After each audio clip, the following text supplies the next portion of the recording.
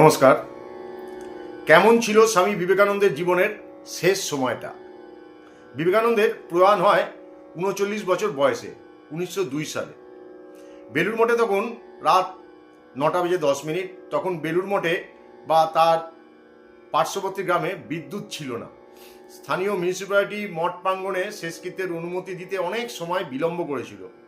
পরের দিন বাংলাদেশের কোনো কাগজেই বিবেকানন্দের মৃত্যু সংবাদ প্রকাশিত হয়নি। এমনকি কোনো রাষ্ট্রনেতা বা কোনো বিখ্যাত বাঙালি কোনো শোক জ্ঞাপনও করেননি। পরবর্তী অমৃতবাজার পত্রিকা লিখেছিল, দ্য মিট ইটিং স্বামী of Belur Math is dead. Belur মঠের মাংসভক্ষী সন্ন্যাসী প্রয়াত। বিবেকানন্দের স্মরণসভায় দুজন হাইকোর্টের জজকে সভাপতিত্বের অনুরোধ করা হয়েছিল। দুজনই নিন্দাসূচক মন্তব্য করে সে প্রস্তাব প্রত্যাখ্যান করেছিলেন। একজন তো বলেছিলেন, হিন্দু রাজা দেশ শাসন করলে বিবেকানন্দকে ফাঁসি দেওয়া হতো। ভূপেন্দ্রনাথ দত্ত তার স্মৃতিকথায় এ কথা উল্লেখ করে গেছেন। বিবেকানন্দ তার স্বপ্ন জীবনে অপমান অবহেলা বহু পেয়েছেন, উপেক্ষিত হয়েছেন বারবার। পিতার মৃত্যুর পর স্বজ্ঞাতির সঙ্গে কোর্ট কাছারি করতে হয়েছে তাকে, বহুবার হাজিরাও দিতে হয়েছে তাকে কাঠগড়াতে। নিদারুণ দরিদ্র সংসারে সকালে উঠে অফিস পাড়া ঘুরতে ঘুরতে চাকরির খোঁজে বেরোতেন। দু একদিন মাকে বলতেন, মা আজ রাতে বন্ধুর বাড়িতে খেতে যাব। কোনোদিন বলতেন, বন্ধুর বাড়ি থেকে খেয়ে এসছি, ঘরে তো চাল ডাল কিচ্ছু নেই। কি করবেন স্বামীজি?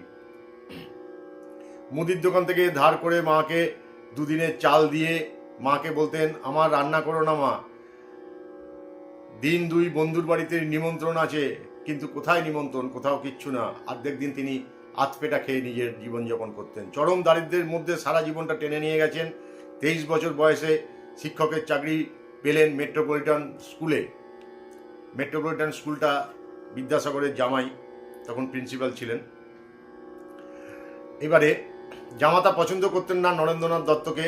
শ্বশুরকে বলে খারাপ পড়ানোর অপরাধে তাকে বিদ্যালয় থেকে বার করে দিলেন। আবার বেকার স্বামীজি, না স্বামীজি নয়, বিবেকানন্দ নয়, নরেন। বিদেশেও তার নামে বাঙালি প্রচার শুরু করে এক বাঙালি। বিবেকানন্দ বেশ কয়েকটি বউ ও 10-12 ছেলে পুলের পিতা এবং আস্ত ভণ্ড ও জুয়াখোর। এইসব স্বামীজিকে শেষ জীবনে সহ্য করতে হয়েছে। প্রণাম ঠাকুর, প্রণাম মা, প্রণাম স্বামীজি।